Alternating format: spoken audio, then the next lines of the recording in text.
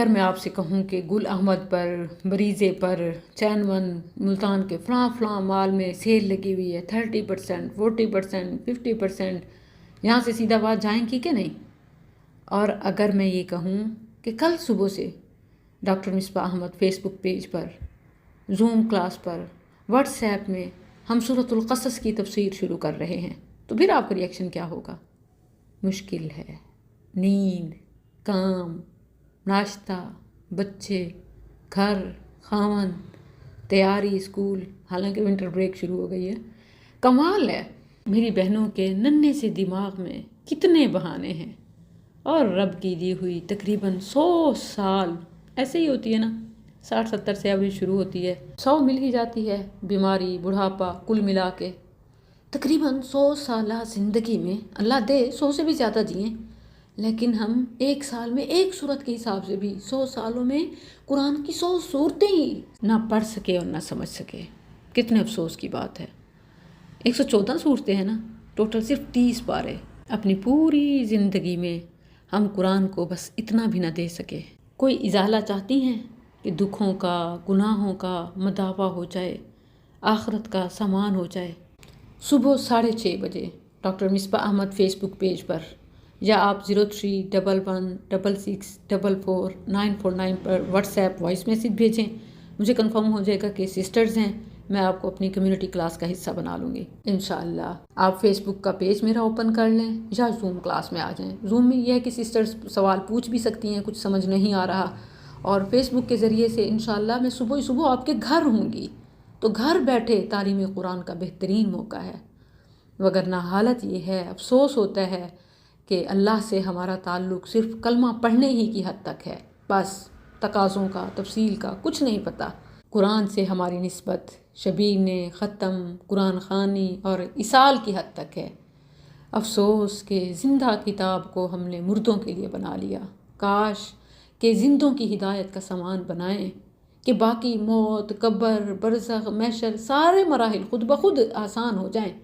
ہم چونکہ short cut چاہتے ہیں کہ ڈائریکٹ بس مردے کی بخشش ہو جائے، تو دنیا بھی جاتی ہے اور آخرت میں بھی ہاتھ میں کچھ نہیں آتا۔ افسوس کے ساتھ کہ میں نے دیکھا کہ بہت سے چہرے پر داڑھیاں رکھے ہوئے اور حیا کے لباس پہنے ہوئے، لمبے لمبے چوکے، سر پہ عمامے، حالانکہ خود مجھے کہہ سکتے ہیں آپ باجی، مولوانی، لیکن یہی لوگ ہیں کہ جنہوں نے ایون اسلام اور مسلمانوں کو بدنام کر کے رکھ دیا ہے۔ ان کا اسلام سے کوئی تعلق نہیں ہے، کلمہ سے، نبی سے کوئی رشتہ نہیں ہے۔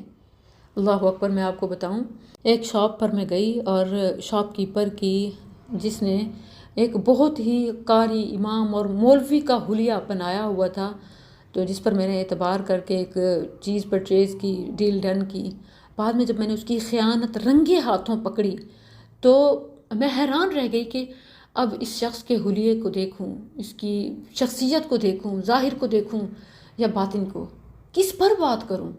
وہ سامان ہمارے سامنے ہے، وہ بھی دیکھ رہا ہے اور اس کو بھی احساس ہو گیا ہے، اور میں بھی دیکھ رہی ہوں۔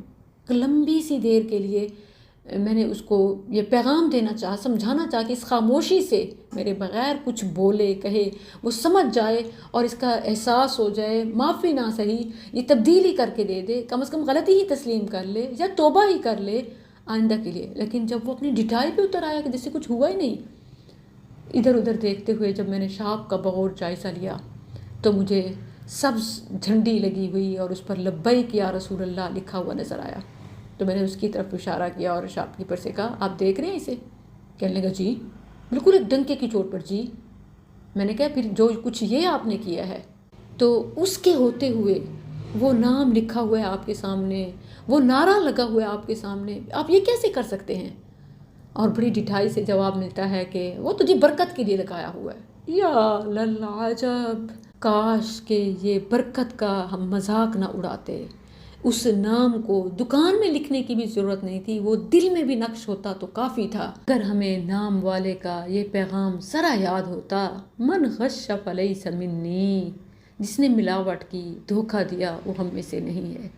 یہ نام کیا برکت دے گا؟ کیا آپ اسے برکت سمجھتے ہیں کہ جھنڈیاں، لیبل، لوہے قرآنی، اس میں گرامی آپ دیوار پہ، دکان پہ لگا دیں اور اس کے آگے ہاتھ باندھ کے سر جھکا کے شٹل کھولیں، تالے ہٹائیں، صبح صبح تلاوت لگائیں، یا دیواروں پہ سامانوں پہ چیزوں پہ دھونیاں دیں؟ یہ آپ ہیں کون؟ یہ تو سارے ہندوؤں کے سکھوں کے طریقے ہیں کہ وہ ایسے ہی اپنے کام کا آغاز کرتے ہیں۔ مسلمان صرف آغاز نہیں، دوران بھی، اختتام بھی مکمل دیانتداری سے کرتا ہے، ذرہ ملاوٹ نہیں ہوتی۔ جو ملاوٹ کرتا ہے یہ کیا کہتے ہیں، اور برملا اسے ذرا بھی ہچکچاہٹ نہ ہوئی۔ میں شاکڈ ہوئی کہ جب اس نے کہا کہ یہ تو جی برکت کے لیے لگا ہوا ہے۔ بھائی جب تم ملاوٹ کر رہے ہو، جب تم دھوکہ کر رہے ہو، جب تم چیٹنگ کر رہے ہو، جب تم خیانت کر رہے ہو، اس نام سے تم برکت کا کہہ رہے ہو، وہ خود تم سے برات کرتے ہیں۔ من غش فلیس منی، جس نے ملاوٹ کی، دھوکہ دیا، وہ ہم میں سے نہیں ہے۔ اور لا دین لمن لا عہد لہ، جس نے وعدہ خلافی کی، بات کوئی کی، کیا کچھ، وعدہ توڑ دیا، وعدہ خلافی کی، اس کا دین ہی نہیں ہے۔ لا دین لمن لا عہد لہ، اور من غش فلیس منی۔